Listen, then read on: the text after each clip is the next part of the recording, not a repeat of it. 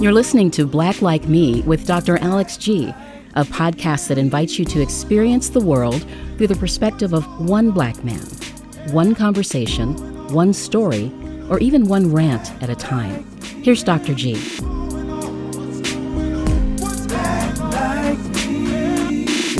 Hey everybody, welcome to another episode of Black Like Me with Dr. Alex G. And I'm excited to have my studio in the studio with me today, my studio crew in the studio with me today.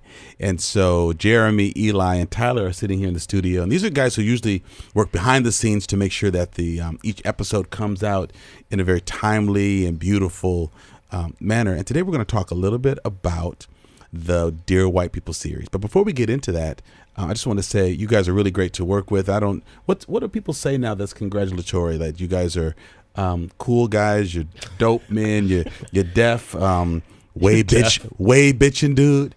All of those things. All of those things.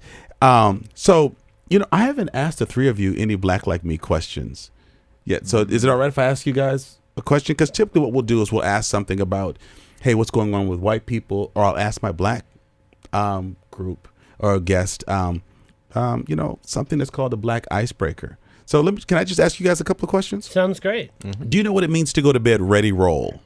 No idea. No. That like rice roll or no, ready roll. Come on. That's not a term that white people use. ready roll, no. Now, black people, I need you to tweet out at me. I need you to write, help me to school these guys. Obviously, they know their technology, but they don't know their terminology. And so their black terminology, ready roll. And this came up, folks, because we're sitting around about to record this segment, and I said, "Hey, are we ready?" And they said, "Oh yeah, we're ready." So I said, "Hey, this is Alex G." They said, "Whoa, hold on, we didn't push the record button. We're not ready." I said, "Well, when black people say ready, we mean like ready roll." So ready roll means you've got to go someplace early the next day. So you go to bed fully dressed. You shower, you comb your hair, you put on what you're gonna wear the next day, not the same funky clothes you walked around with, in on Tuesday. If you got to be someplace early Wednesday morning, you comb your hair, brush your teeth, put your socks and your shoes, and you lay across the bed, casket-like. You lay across the bed so that when the alarm goes off at like 5:30, you're ready to go. It's not like, "Mama, let me change. I can't find my drawers." Do you guys know what drawers are? That's underpants. Those are so Captain Draws is Captain Underpants, And so you jump up and you're ready to go. You might have to wash your face and brush your teeth, but you jump up, your socks and things are on. So now, having known that, having heard that, have you ever gone to bed ready roll? No. But I have put my clothes laid out on the floor next to my bed so I can put them on easily when I get up. That's very white, Jeremy. Yeah. But no, you got to put it on. Yeah, I'm Jeremy and I am white. Just in case people didn't know. Tyler, did we screen for that? Because I definitely told you to ask white questions. That's Mayo or Miracle Whip, Jeremy? See, this is hard. So it's Miracle Whip. Okay. Because Mayo is like... So you're not really white. Okay, you're trying to trick us. Well, I mean, I am who I am. Yeah, I am. I don't know what that means. No, okay, I just had to ask you that question about Miracle Whip. Can I ask you just one more question? Could each of you just help me to understand what Frickin A means? Eli, have you ever said Frickin A? But first of all, am I swearing? Because I probably have white listeners saying, "Oh, he's a pastor who said Frickin A." See, that does not resonate with me. I don't feel like I'm cussing. So like in a sermon, I could say Frickin A. Let's turn to the book of Genesis. Because that carries no dirtiness, no potty mouthiness to us. It's pretty close to swearing. Yeah. I mean, it's the way of swearing without actually saying it, I feel like. And is it Frickin A, Frickin A, Friggin A? I think all of those, but mostly frickin', I think. Yeah. Honestly, I've never said it, I promise. You've never said Frickin A? I don't think I have either. But the only experience I remember, and people say it all the time, I don't really know what it means either, or why they say it. It's just when people get really mad. But I remember one time my dad came home from a church board meeting, and he said someone in the room said Frickin A tonight. Ooh. And he was like, "Oh, really?" Things went down. It was a heavy meeting. I was like, because he said it. That's weird. I do feel like it's also you could use it at work without swearing, sort of thing, if you're angry, you can if that's the environment, we're not gonna full on swear, but you're gonna do it. I'm angry. Sure. Yeah. So Jeremy, could you break down the etymological Well, aspect of this word The way I or understand phrase? it, I don't know if this. Have you ever said it? I've never said it, but it's been. You guys have never said Frickin A. Been a part of my growing up. So here's the thing. So a Frickin A is sort of like a smaller version of fucking A, right? Oh. In case you didn't know. My. Oh my. Wait, this is a family show. Wait, there are black people in the room. We can bleep that out. Okay. Wow. But here's the thing. So it's the kind of thing that like only. He never said freaking A, but he just said fucking A. But see, Right, like, all right. up on black like me. Wow. Right. So that's something that like I heard my uncle say. Right. It's something that like I don't know like Once. no, several times. Right. But what it does, what it functions is like indicating that what's about to happen is like really serious. Because what it means is like I've got It's a line in the sand. Yeah, like I've got a problem with what's going on. Let's stop. Frickin' A. Right? So is it sort of like when a black person says, "Oh hell no"? Yeah. Yeah. I think that's his social function. Like Yeah. they'll be sitting there listening, and when a black person says, "Oh hell no," and Yeah. particularly if it's a woman, she starts taking her earrings off. Yeah. Yeah, So or it's putting like- cocoa butter I mean- on her face. I don't know if the application of cocoa butter is involved in hell no, but that's just because of my lack of experience with it. But so the most primal version of the freaking A or the unsort of censored one would happen like there's a group of like older men around like a car Sure. or trying to do a task. They're arguing about what to do, and then at some point someone goes, the fucking A, and either like walks away from it or like Zen's like, okay, what you need to do, John, is you need to use this wrench over here and do this But thing. what's the A? That seems pretty. It just means it may be a shortened version of hey, like sort of like hey getting attention. I don't know. I think it's asshole. That's what I always thought too. Yep. Okay, I'm gonna need you guys to research that it's because I've asshole. Googled You it. think so? And like when black comedians make fun of white people, did you guys know that black comedians make fun of white people? It's my favorite humor. They'll say like something like, "Hey man, frickin' A," and we laugh because like the kind of joke is like in black space. If a black person takes off running, I've trained tolerance. I've tried to follow me. Like, don't wait for me to explain why. Don't tweet and try to figure out where I'm going. If we're standing in like just regular space, we're in the corner talking, the breeze is coming, the sun is just falling lightly over our shoulders. If I just drop my bag and start running, follow me. That in was the like same day direction. one. You're right, That was just the day first one. I thing you told you told to me. do that because we don't have time to explain. Because that's how we get out of stuff. To me, when somebody says frickin' A, I'm gonna start ducking because I know. Particularly if there's alcohol or beer involved, I know some white dude's gonna start throwing punches or pushing chairs or something like that. Somebody talked to his girlfriend. Somebody did something wrong. Somebody moved his beer. Beer. Somebody erased his porn. I mean, something happened. something bad happened. We're gonna get a lot of emails after this one. So I think it is okay. more like an aside to yourself, like a expression of frustration. Does it sort of Not geek like you up or motivate direct- you to do something? Is it like what you say to like, Yeah. okay, I don't really want to fight? Is it sort of like Popeye's spinach? It's like, like Popeye first he goes, that's it, that's all I can take, I can't take no more. Boom. To me, it seems like Frickin' A is like, you know what? This boss is beginning on my nerves. I can't get this lug off this wheel. Frickin' A, Yep, I'm just gonna yep. take it off my hands. That's a really good way to put Yeah, it. I think my grandpa used to like to himself often say like, "Oh hell," and and this is like the newer version of that. You just kind of like to yourself, "Frickin' A," like that. That frustration. Okay, thank you all for enlightening me because I know that there are things that you learn with some of the black icebreakers, but I've been wanting to ask a group of my white colleagues what that means for a long time. So I'll try not to say it too much around you because I don't want to be offensive. But for for our friends, for the Black Like Me family, if you use it, tweet out at me at Alex G Jr. or hit us up on Dr. Alex G on Facebook. Use hashtag Black Like Me and tell us your favorite Frickin' A story. When have you ever heard it? If you've never heard this phrase before, let us know. When you hear people say it, yeah, write about it. Let me know the context. But yeah, post a video about it or something. But I'm trying to bring some illumination to this whole area of It could be very educational. To it can be very educational. I want to make sure that I'm using it in the proper context. All right. Hey, thank you all for humoring me with this. So you know that I'm going to be reviewing Dear White People whole season real soon. So I thought we'd just do a little teaser about just the first episode, just so people can know that we're really serious about this. We did a poll on our Facebook page asking people were they watching Atlanta or Dear White People.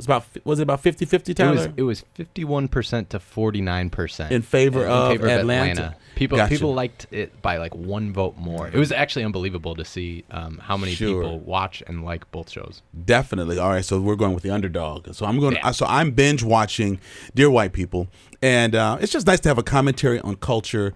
I think it's very gutsy. What Justin Simiens is doing, I think, is great. He's the show's creator, and we're going to find a way to get to him, right, team?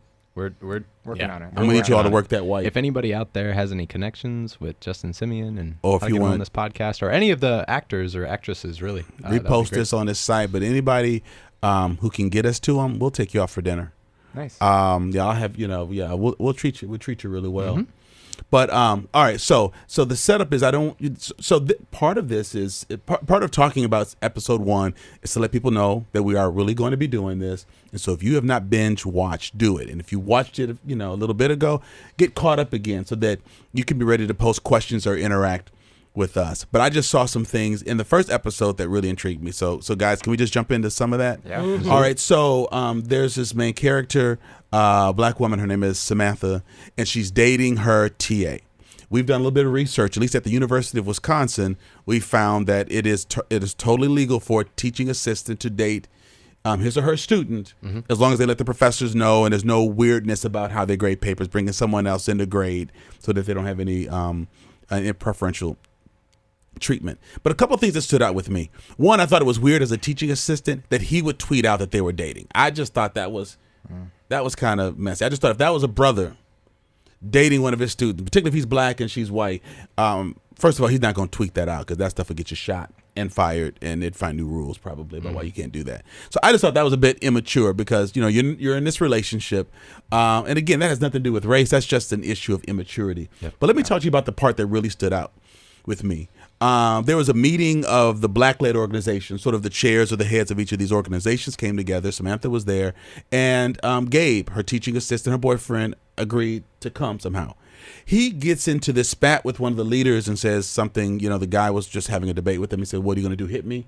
And he said, "First of all, I'm not violent." He basically says, "I'm a scholar. I'm here at school. I'd have hit you for thinking I would hit you." I love that line. If they have more one-liners than that, I'd have hit you for thinking I'm going to hit you. I was going to hit you.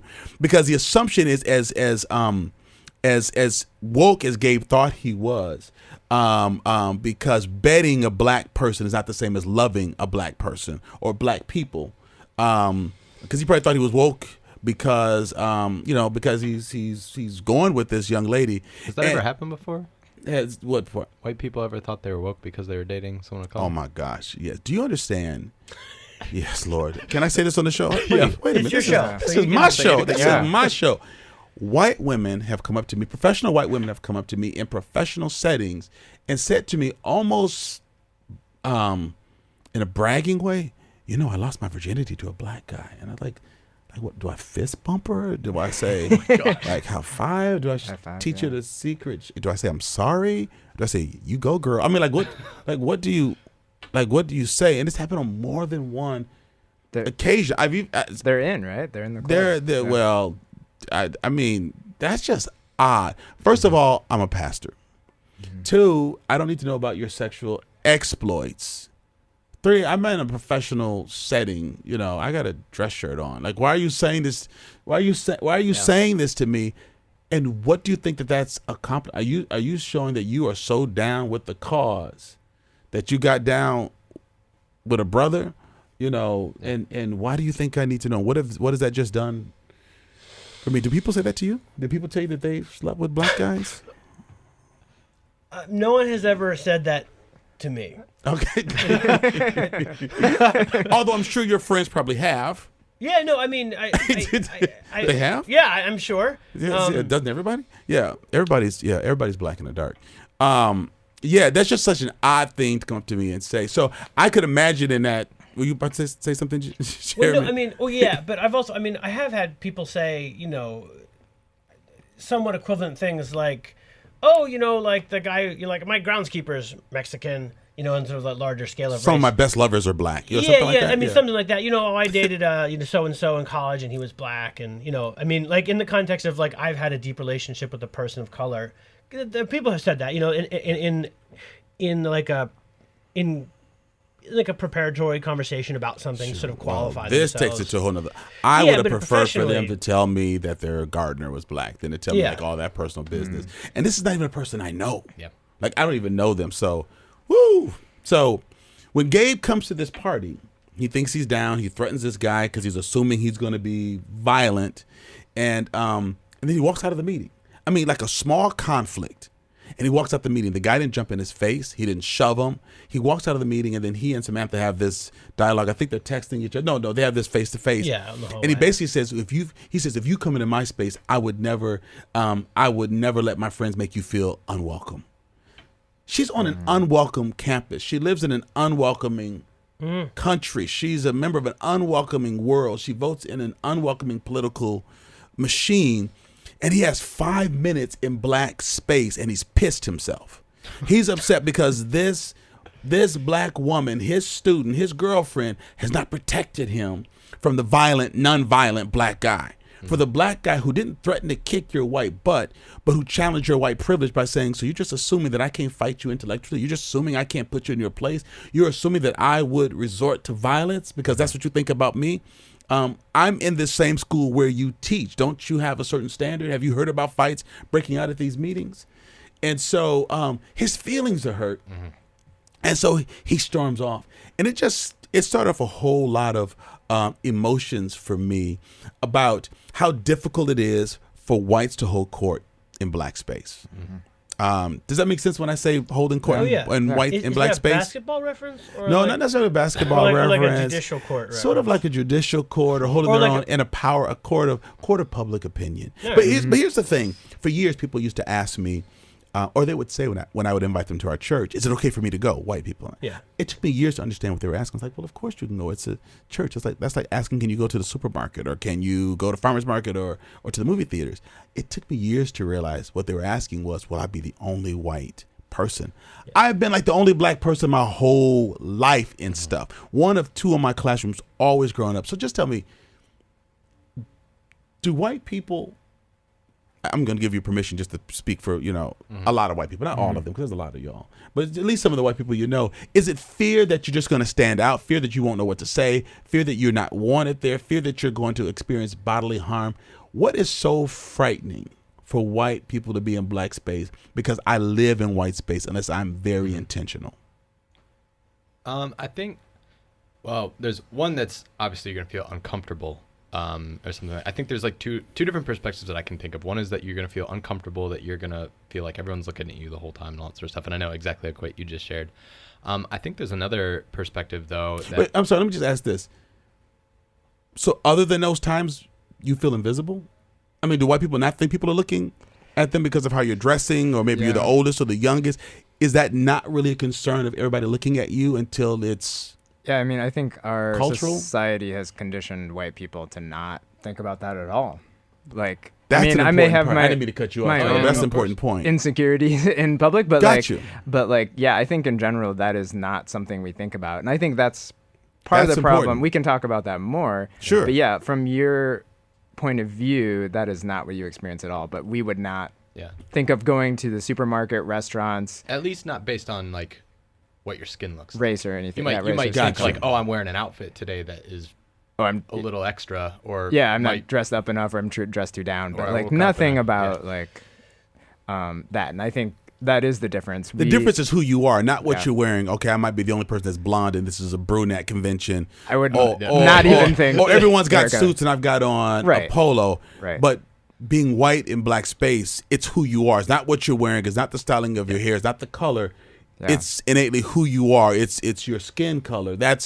You're not used to thinking about the oddity of that being unique in black space. For sure. Yeah.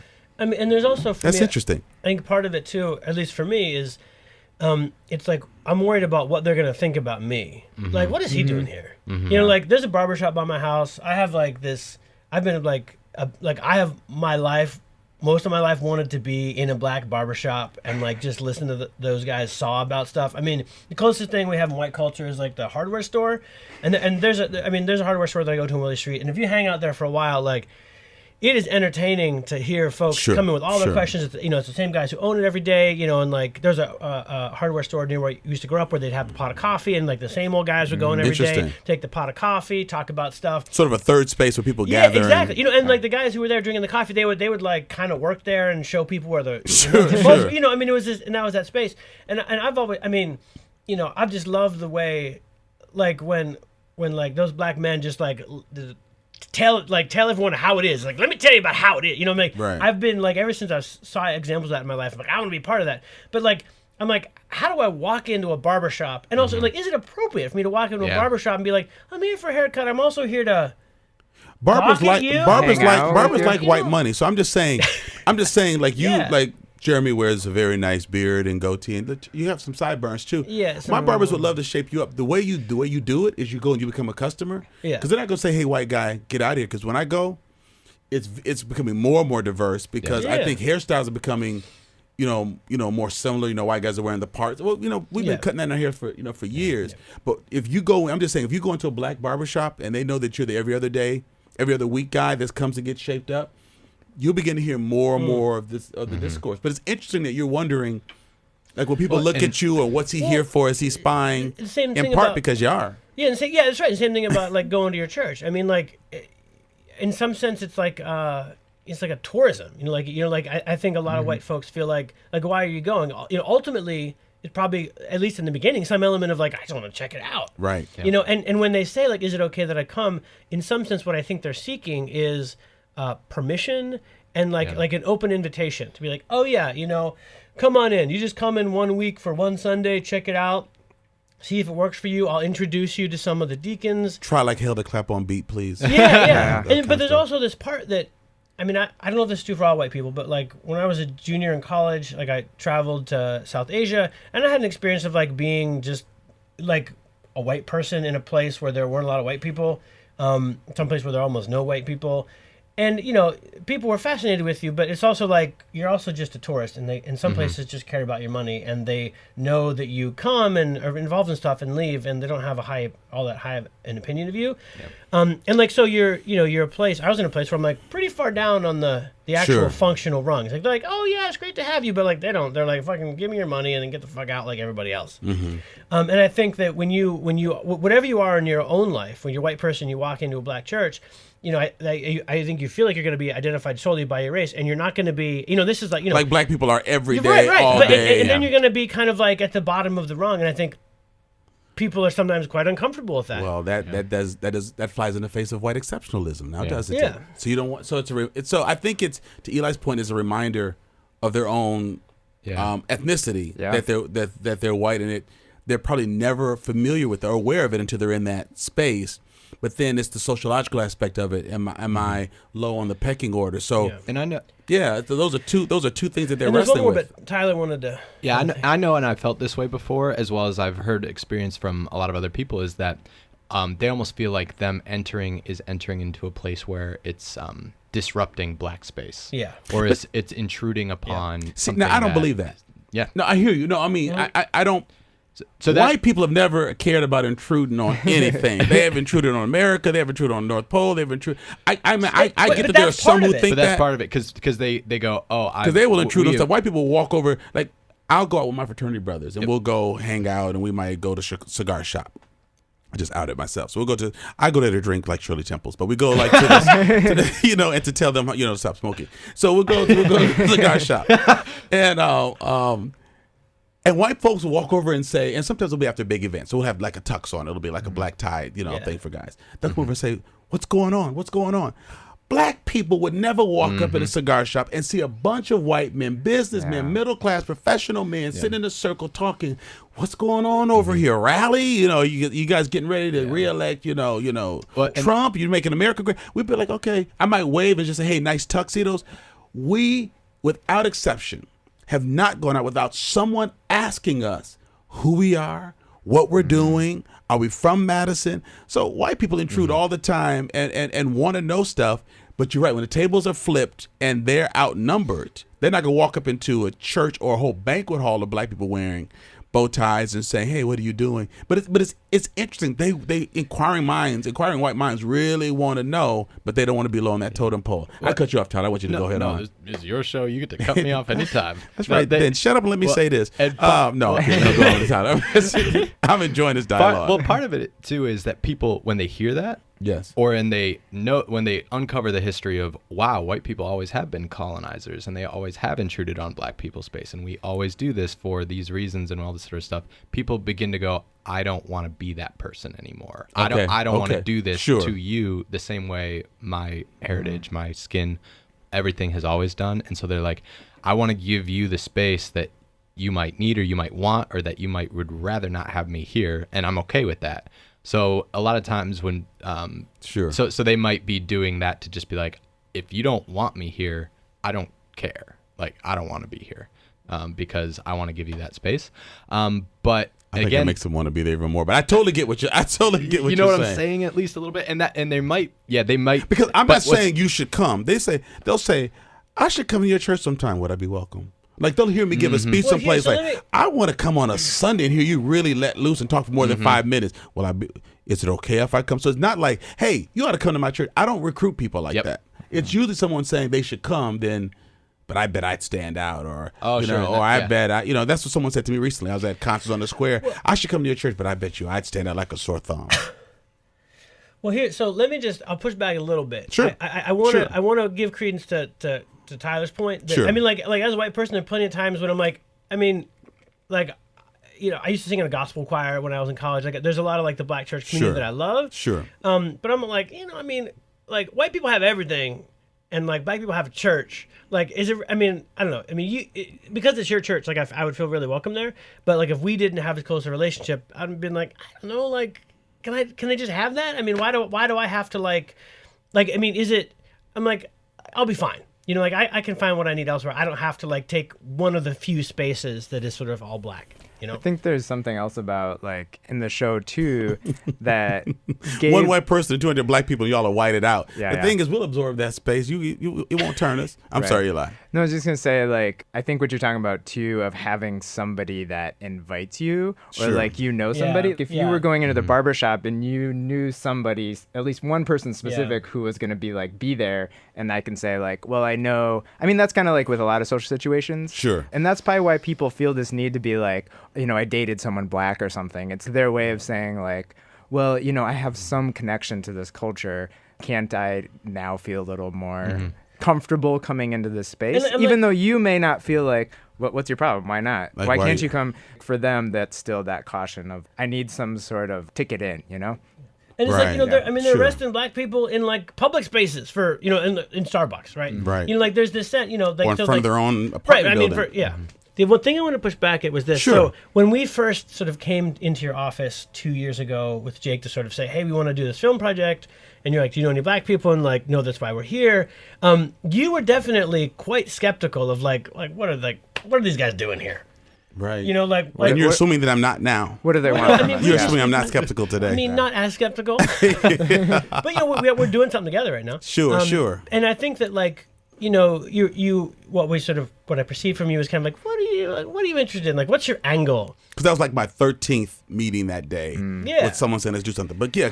And I think that we're all like, we white people are also aware of that like there's some level of, and I don't know what it is, but there's some level of like authentic interest or humanity that we like feel like we have to prove, which I think is real. Like, we had to show you that we weren't just interested in exploiting your blackness for success of our artistic project. Right. We were interested in a long-term relationship where we work on stuff together as peers. Right, and you can never ascertain that in the first meeting because you have to see how does it lead to the very next meeting. But I want to push back on your pushback. Sure. Because, true, I knew you all were trying to avoid that, and I was trying to figure out if you're very, very serious. But I also think you're giving white people the high road by saying we don't want to take black space. We don't want to take, because you take our music, our hair, our lips, collagen, and your butts. You take all the stuff to get black culture. I think it comes down to being morbidly aware, fearful of your own whiteness and what that means, the representation, because the people I'm talking to don't have the power to really take away the black space. Yeah. I want to know why white people are so afraid of being outnumbered and aware of their race. Because I am when I'm on a plane. I am when I go in a restaurant. And I adjust. Like, I'll be at a conference or I'll sit outside a building, and there's nothing for black people to say. We'll be talking to each other. Hey, I haven't seen you in a long time. Like, okay, let me go back into this conference with all these white people. And that's not saying we hate white people. It just means it's a different energy level. You have to come outside. It's almost like having a cigarette. Not every time I'm around white people. Some of my best friends are white. Yeah. And so, but going outside, because it's, how much do I hold back? How much do I not bite my tongue when people are saying something crazy? Alex, what do you think about the plight of people of color? What do you think about? And so sometimes it's just a mental adjustment. We know the adjustment it takes to walk in to white space, but we do it. So I want someone just to have to own, we'll give you the high road. There are people who don't want to colonize, they don't want to take over. But like at a deep, dark level, I want to know what's so scary with white people about being in black space. And why did Gabe get so pissed? He was already on edge in that meeting, and he was waiting for something to make him feel he was not in control, couldn't manipulate the situation. So he had to get out of there because he shot his best wad. Like, what are you gonna do? Fire him? Fight me, big dude. And the guy comes at him intellectually. He doesn't know who he is and becomes aware of his power, his whiteness, and his ignorance. Eli, can I be totally honest? Come on, bring it. So this is like one thing I'm curious about. So let's use the Starbucks example of going into that space, right? Sure. It's this white space, and those young men felt uncomfortable, and obviously they were treated that way. So I think there is something in the back of the mind of white people when they go into a black space that both calls forward their anxiety about generally what white people have done, whether it's colonization, way that they've treated people in those spaces, even though it wasn't them personally. And so I think they may be thinking, and I like to hear what you guys think, like, am I going to be reciprocated with the same attitude? Bingo. That's what I think it is. I think it is. Yeah. That's what I think it is. Turnabout is fair play. Right. Yeah. And that's terrifying. Yeah. Yep. And some people, would even say, some white people, some anticipate that because of what they would do in that space. That if you're a liar, you're assuming people are lying to you. If you don't lie, you're assuming everyone's telling you the truth. That part of it is either people have witnessed it and didn't stop it, or a party to it, or maybe perpetrated some of those things. But I think, and I know that's not everyone, because I think people are careful, like you're saying, Tyler, and like you're saying, Jeremy. But I think Eli's hitting something. Yeah, exactly. It's that, am I going to, and do I know what it's like to be looked at with disdain? I'm intelligent. I'm nice. I pay my taxes. I'm philanthropic. I take my kids to soccer. I have compost. I care about the environment. Compost is very important. Very important. But I've never been in an environment where the first judgment is my gender and my race. And black men have been dealing with that for 400 years in this country. It's like a space where your whiteness is a liability. Yes, and I think that's what because never in your life is that the case. Yeah. And I think there's levels with what's happening with Gabe, because I think he does think he's woke, but he still has that in the back of his mind of like how he's going to be treated. Right. And then it switches to like defensiveness of like, hey, don't you guys know that I'm on your side? Because of what?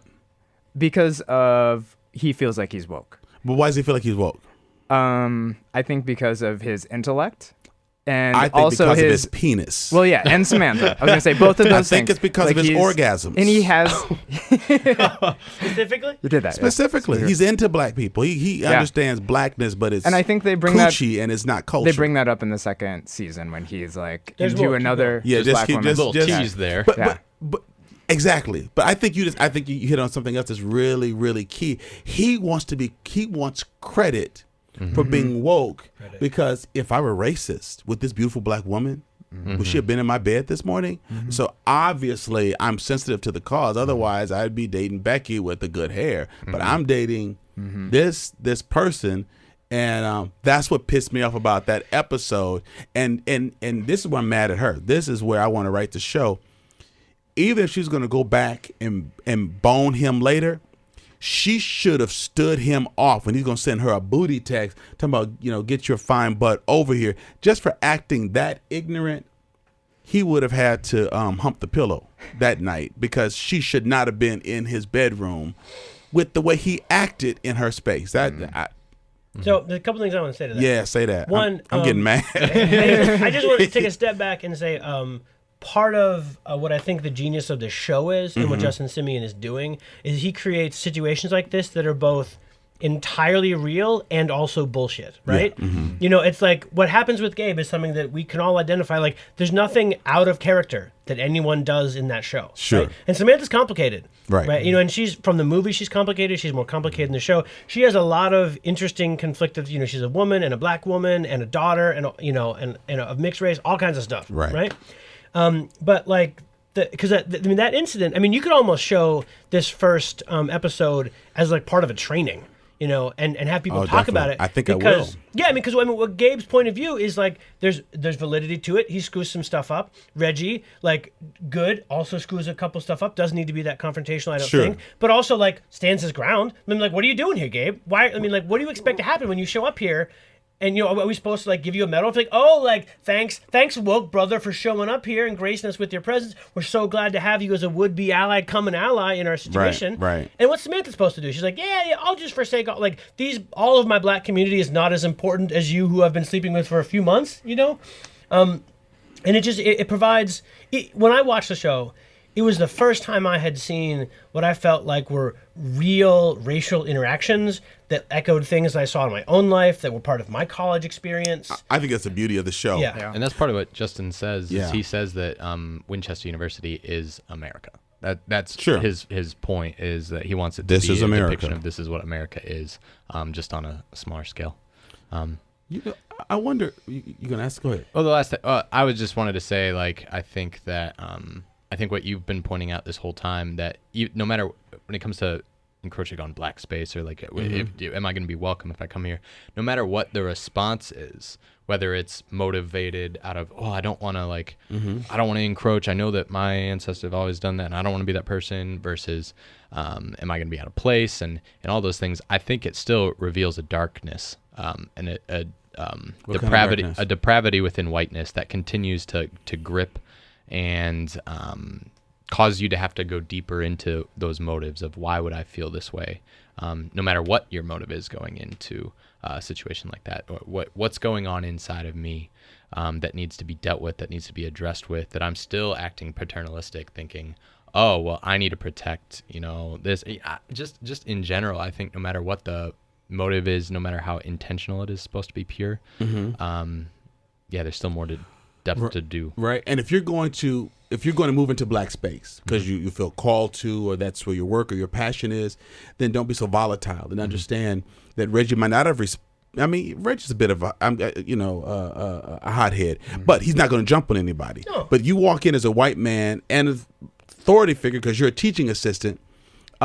It's going to bring some stuff out of Reggie. If Gabe had not been there, Reggie's going to pick on someone, but it would not have necessarily gone to the level. Yeah. Or it's black people talking. That's just Reggie. Let's go back. But no, it walks out. It builds. It crescendos into Gabe walking out. So I think one thing is, if whites are going to engage and move into black space, they can't come in and say it's too loud. Well, why are you getting so upset? Or why are you angry? Don't come into black space and then judge what black people do in black space, because you help to exacerbate it a little bit by being there. But if you're going to be an insider, then you're going to hear black speak, and don't get insulted and think that if they talk about systemic stuff, they're not talking about you and your mama when they say white people. So go and get over it. Secondly, I think there's some complexity with Gabe and Samantha, but the sense that white people want black people to make them feel comfortable in black space is problematic for me. Yeah. So that line that I would never let you, basically, I would never leave you unprotected.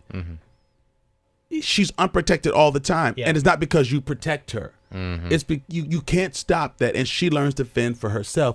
But the fact that it's some black person's job to take care of you, to make you feel okay about not standing out like a sore thumb in that space, is real problematic for me. So I'm going to see how that continues to be woven into the rest of the story. But I think that concept that if you're going to really be an ally, you have to be able to own that space and that angst, and not expect black people to alleviate you of that. In our history class that we do, it's for white allies, but whites are often asking us, well, where are the black people? Well, this is a history class for white people about U.S. black history. Why should a black person be here? Because they want to be able to practice new language. Like, this is awful, don't you think? I would have run away, wouldn't you? I wouldn't have let that master say that to me and rape my wife. Would you know? right? I would have stopped the lynching mob. Don't you agree? And so I just think people are being called to action. And so this is a great point for something for our white allies or white would-be allies to really consider. Do you really want to be in that? Do you want to be a fly on the wall, or do you want to be part of the mix? And what do you do to ready yourself for that space? Yeah, I think that's a really good insight for the white community, because just an experience like that, let's say of like Gabe coming into that space and the way he reacts, and like I'm not going to speak for the black experience, but from what I've heard you talk about and others, that you have to deal with that all the time, and what you still accomplish despite that. Right. And the fact that, it's death if I don't. Yeah, white people often like have the view of like, well, they can go to all these places. They have all these opportunities, these resources. Why don't they, take advantage? Come. Yeah, it's there. And then we have one experience, and then we're like, I'm not gonna feel comfortable going to that church. Yeah. I'm not gonna go into that space. Yeah. And so it kind of does flip that table on it, and hopefully people would realize that insight. But I think it's easier to have one experience and then be like, you know what, that wasn't wasn't okay for me.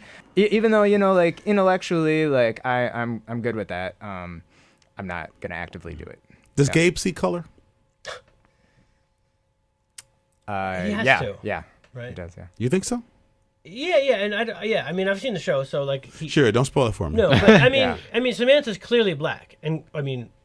Well, what I mean is in tokenism, we want our black girlfriends, we want our black boyfriends, we want our black people, but we don't want black community. I've noticed that I'll go to conferences and I'll speak in white space, and white people will love them some Dr. Alex G, but they don't want to deal with Mookie and Junebug, and that's not cool for underprivileged. But I mean is it's black culture and black community. So they want me because I represent their culture, because I've entered into their space to speak, and they want to be able to say that they're in black space, but they don't want to meet the other people who are part of my black community who make me who I am. And so I'm asking that somewhat facetiously if he sees color, because he probably again is assuming this is part of what he's doing to address racial issues by not seeing color, not letting it become a barrier. So he wants Samantha, but he clearly does not want Samantha's community, and that community is helps to make her who she is. I'm excited to see how you respond to the rest of the season. How you see Gabe's friends when you meet them. And, I mean, I think it my is blood like pressure's going up. The journey of Samantha too. Like, I think he does mostly know her in white space. And I'm not saying that like she's switching how she acts necessarily, but it is if you don't have that crew, right? And I would say she's a little unique in her interests and things like that compared to her black friends, and so that's the side of her that he normally sees. Like I associate what I appreciate is they're in like a film class basically, and she's like a film geek, and I would say I have not.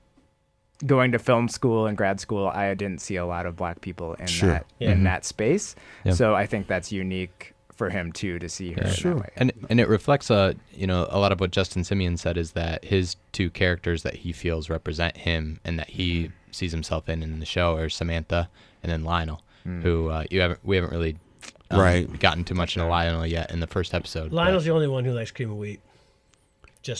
Oh my. Okay, I'm not gonna. You'll have to wait till season 2 to find out. No, I'll catch you. Sorry, spoiler. No, but you will wait. First of all, this has been really fun and insightful. So I really appreciate the ability to have a very candid discussion about whites and black space, because I rarely hear people talk about this. I'll just hear someone say we don't want to mess it up, and that's the end of the conversation. But you three have demonstrated the complexity of it. Is it being aware of your whiteness? Is it not wanting to eavesdrop or become some sort of social voyeur?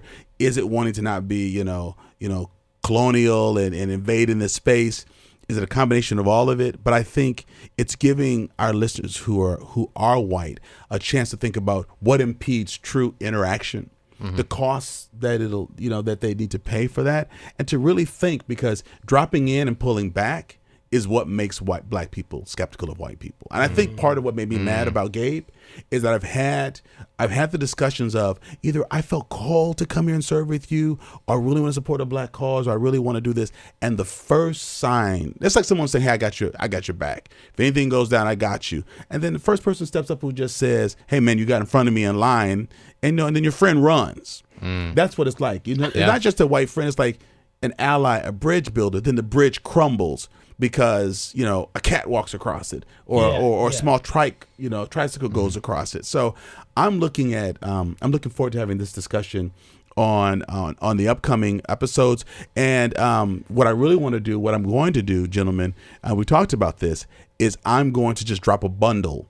We're going to bundle it all up and just drop my commentary on all of season 1. Yeah. And so we'll probably take it episode at a time. And I'd love for you all to be in on some of those discussions, as well as I'll have some African Americans in as well. But this is just a teaser of looking at episode 1. Yeah. But the next time, I talk about the show, it will be in season 1's entirety. And so, again, I want to remind people, catch up, review it. I think this is going to be really exciting, but I think it gives us plenty of opportunity to comment on what's happening or what's not happening in pop culture. And maybe, just maybe, it'll help people from different backgrounds think differently about each other and move more closely towards each other. That's my desire. My desire is not to be divisive. My desire is to talk about the things that we think are divisive and find out that by talking about it, we've really drawn closer to each other. And so I want to thank Tyler. I want to thank Jeremy. I want to thank Eli for being a part of this. I want to thank the folks who are listening and really helping this podcast to really grow tremendously. I am really pleased with the new downloads and the folks around the country that are really listening. So keep it up. Seattle, LA, New York, Chicago, Minneapolis.